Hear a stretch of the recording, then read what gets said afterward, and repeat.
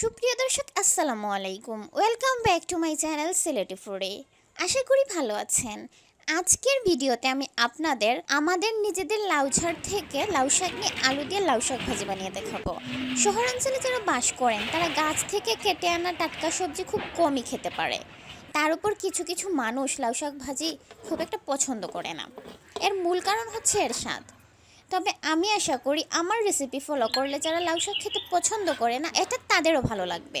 কিন্তু তার আগে যারা এখনও আমার চ্যানেলটিকে সাবস্ক্রাইব করেননি, এই ধরনের আরও নতুন নতুন রেসিপি পেতে প্লিজ আমার চ্যানেলটিকে সাবস্ক্রাইব করে পাশে আসা বেল আইকনটি প্রেস করে দিন পরবর্তী ভিডিওর নোটিফিকেশন সবার আগে পাওয়ার জন্য।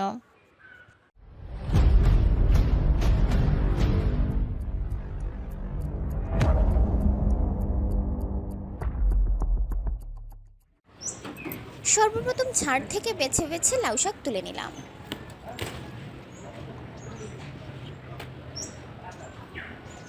তবে আমি কেবল পাতাগুলোই নিয়েছি, কোনো ডাটা নেইনি।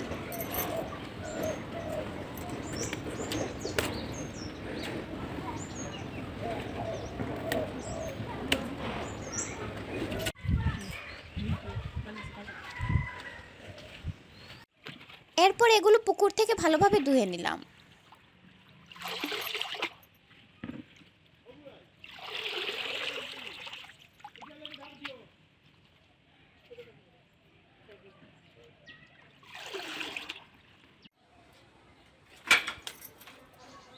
এরপর লাউ শাকগুলোকে ঠিক এভাবে কুচি কুচি করে কেটে নিতে হবে। আর এখানে নিয়েছি আমি কুচি করে কাটা আলু, পেঁয়াজ কুচি, রসুন কুচি, মরিচ কুচি আর স্বাদমতো লবণ।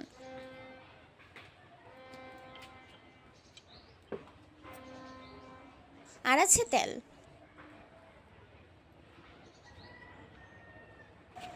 প্রথমে চুলায় একটি কড়াই বসিয়ে দিলাম।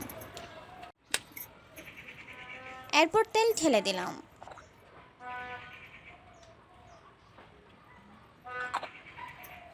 তেল গরম হলে পেঁয়াজ কুচি,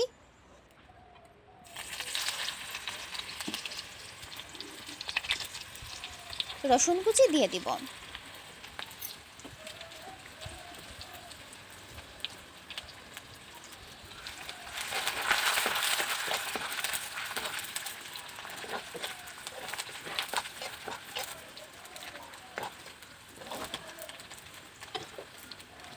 একটু ভাজা হয়ে এলে আলু কুচি দেব।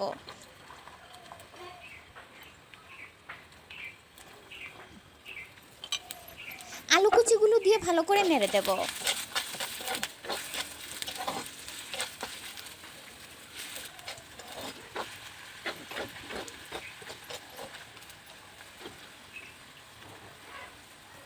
তারপর মরিচ কুচি ও লবণ দিয়ে দিব।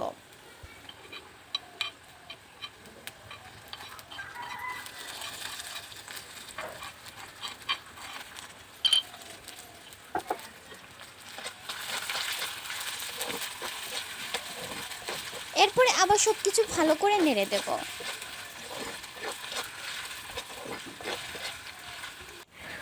তারপর আলুটা সেদ্ধ হওয়ার জন্য কড়াইটা ঢাকনা দিয়ে ঢেকে দেব। আলুটা একটু সেদ্ধ হয়ে এলে ঢাকনা তুলে নেড়ে দেব আর কেটে রাখা শাকগুলো দিয়ে দেব।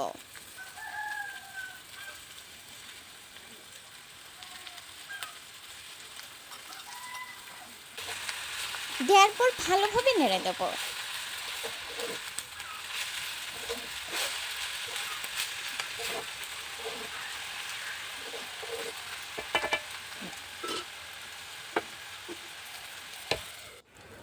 এরপর আবার ঢাকনা দিয়ে ঢেকে রাখবো কিছুক্ষণ।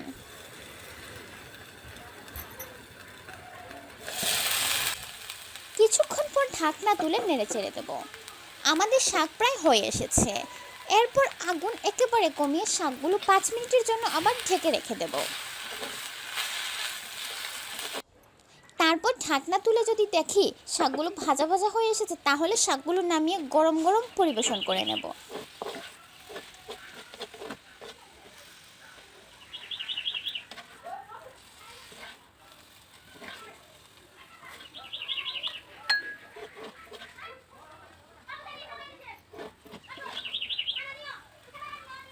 তো আশা করি আজকের ভিডিওটি ভালো লেগেছে।